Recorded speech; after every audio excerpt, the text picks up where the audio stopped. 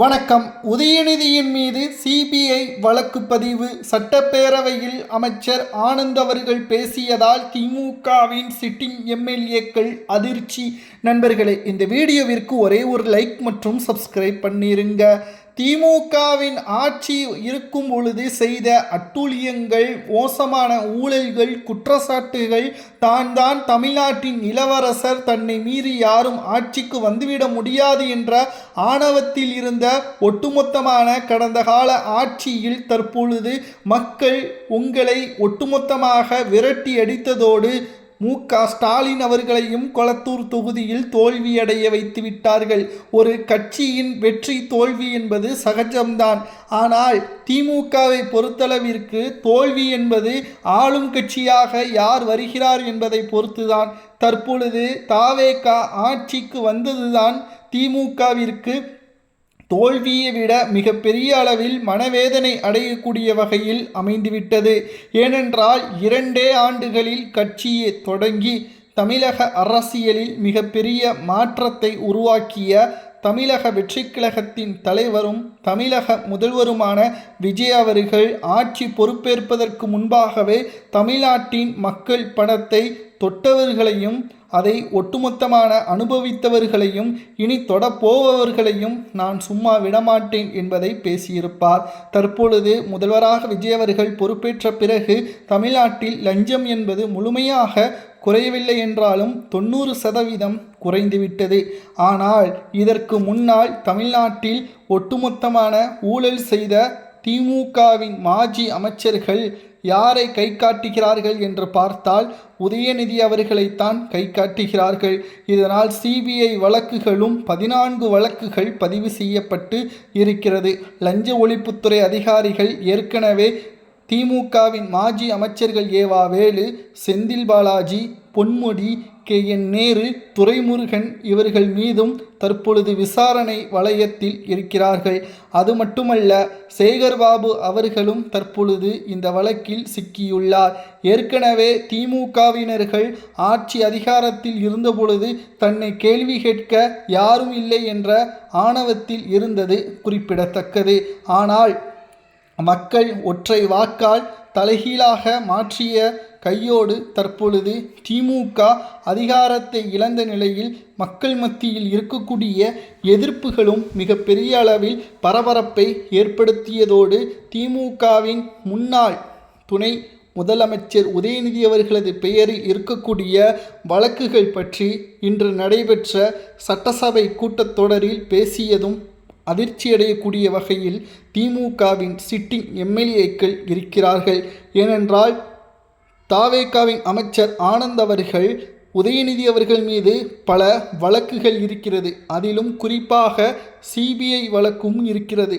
மத்திய அரசு தொடர்புடைய இந்த சிபிஐ வழக்கு என்பது தேசிய கட்சியுடன் ஏதேனும் ஒரு கட்சியில் கூட்டணி இருந்தால் திமுக தப்பிப்பதற்கு வாய்ப்புகள் இருக்கிறது. ஆனால் காங்கிரசுடன் கூட்டணி இல்லை. அதே சமயம் பாஜகவுடனும் கூட்டணி அமைக்கப் போவதாகவோ அல்லது கூட்டணி இருப்பதாகவோ எந்த ஒரு தகவலும் இதுவரைக்கும் இல்லை. இதனால் விசாரணையின் வளையத்திற்குள் உதயநிதி அவர்கள் சிக்கிக்கொண்டால் உடனடியாக கைது நடவடிக்கை மேலும் ஆனால் தமிழக முதல்வர் விஜய் அவர்களது கையெழுத்து தேவை.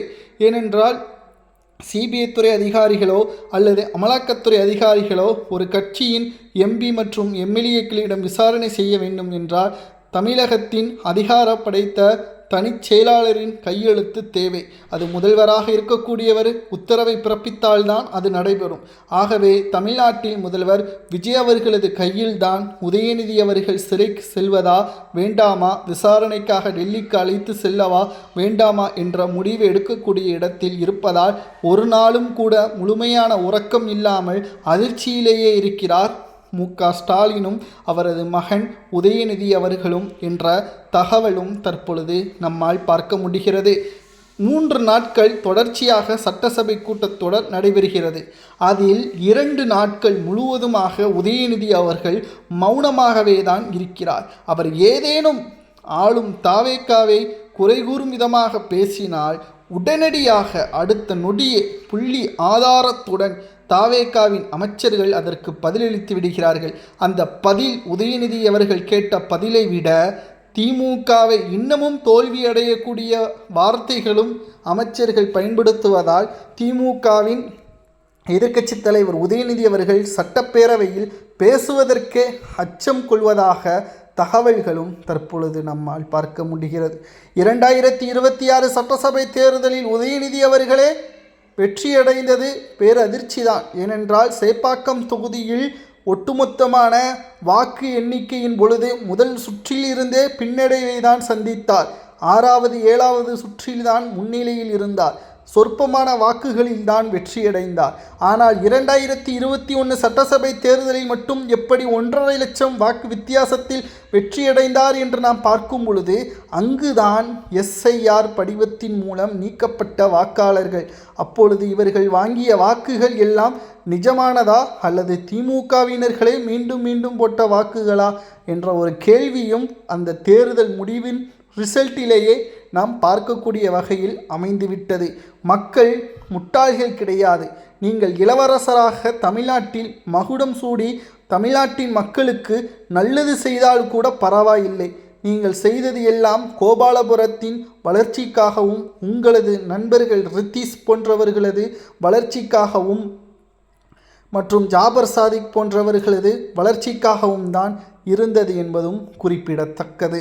அது மட்டுமல்ல, திராவிட முன்னேற்ற கழகத்தை பொறுத்தளவிற்கு 2026 சட்டசபை தோல்வியை தொடர்ந்து கூட்டணிகளும் திமுகவை விட்டு முழுமையாக வெளியேறிவிட்டது. CBI வழக்கு எதற்காக, என்ன காரணம், எப்படி உதயநிதியை கைது செய்ய முடியும் என்ற கேள்வியும் உங்களுக்கு எழலாம். திமுகவின் அமைச்சரவையில் ஒட்டுமொத்தமான மக்களின் திட்டங்களுக்கு கையெழுத்திடுவார்கள் பட்ஜெட் தாக்கலின் போது அந்தந்த துறை சார்ந்த அமைச்சர்கள். அதில் சில திட்டங்களுக்கு சரியான கணக்குகள் முறையாக நிதி அமைச்சரிடம், அதாவது நிதி செயலாளரிடம் கொடுக்க வேண்டும். ஆனால் தாவேகாவின் ஆட்சி அமைந்த பிறகு நிதி செயலாளரிடம் தற்பொழுது இருக்கக்கூடிய சிட்டிங் அமைச்சர்கள் ஆதாரத்தை கேட்டபொழுது பல குளறுபடிகள் இருக்கிறது. ஒன்றை தொட்டு ஒன்று சென்று கொண்டேதான் இருக்கிறதே தவிர இந்த பிரச்சனைக்கு யார் காரணம் என்ற கேள்வியும் அங்கு பதிலும் இல்லாமல் மாறி மாறிக்கொண்டே செல்கிறது.